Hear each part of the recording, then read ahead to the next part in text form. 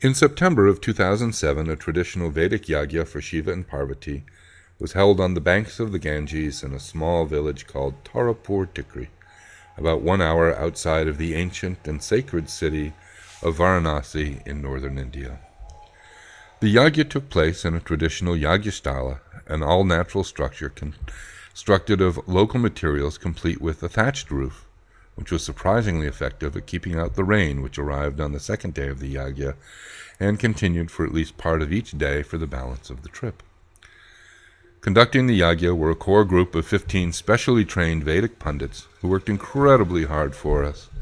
Our day began at 7 a.m. and continued until after dark. The patience and dedication of our priests was very inspiring. The first day was focused on Vastu Pujas. The Vedic system is very precise in the proportions and layout and arrangements of specific items in the Yagyasthala, and the first day was dedicated to the purification and protection of the site. I was joined by 3 other members of the Pujanet group, and together we enjoyed the long and deeply satisfying days of Yagyas. Each of the corners of the Yagyasthala contained elaborate mandalas made with colored rice and the nuts of the betel tree. This one is for Vastu, this is for the 64 yoginis, different forms of the goddesses. This one is for the gods, and this is for the 9 planets, the Navagraha. Additionally, there were pots of water flanking each entrance to the Yagyasthala. These natural clay pots contained water with mango leaves and a coconut on top. Different deities were invoked in each, and they rested on a mound of Ganges clay mixed with grains of wheat. After all the rain, the wheat had begun to sprout and looked very beautiful and fertile. Every element of the Yagyasthala was symbolic of some Vedic principle or deity. The 4 entrances represented each of the 4 Vedas. The 4 support poles on the inside represented Brahma, Vishnu, Shiva, and Indra. And every deity had a flagpole with his own flag of special color and shape.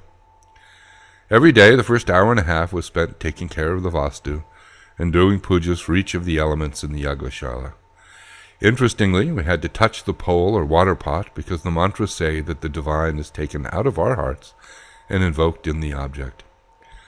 Sometimes there's a surprising directness to the Vedic tradition, and although I'm not sure it mattered, I can say that the Yagyasthala gradually acquired a very noticeable and powerful sense of presence.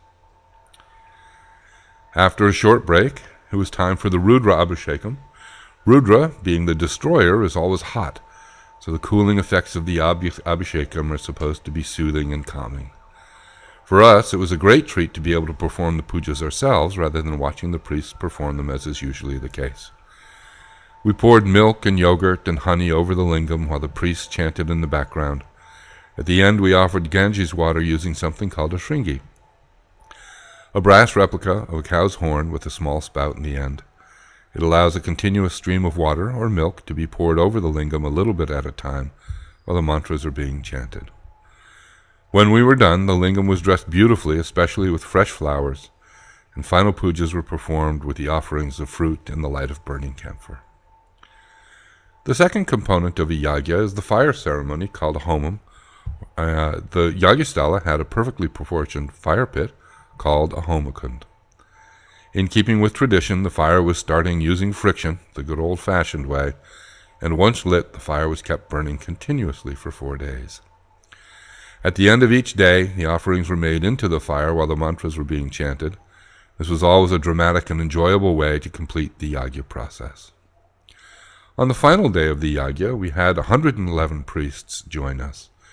First, they chanted Rudram, the section of the Yajurveda that's all about Shiva, and then in the afternoon they donned the red dhotis typical of Chandi or Durga for the recitation of Chandipat, the story of the Divine Mother. Over 100 voices reciting these mantras was a very powerful experience. The day ended with the usual fire yagya as we offered black sesame seeds and ghee. The final offering used a vasodhara, a long piece of wood from a banana palm, which was split down the middle. Because it's hollow inside, you could pour ghee into the fire in a broken stream as the final mantras were recited. Afterwards, we gave each piece a final dakshina offering of a new dhoti and a small gift of money.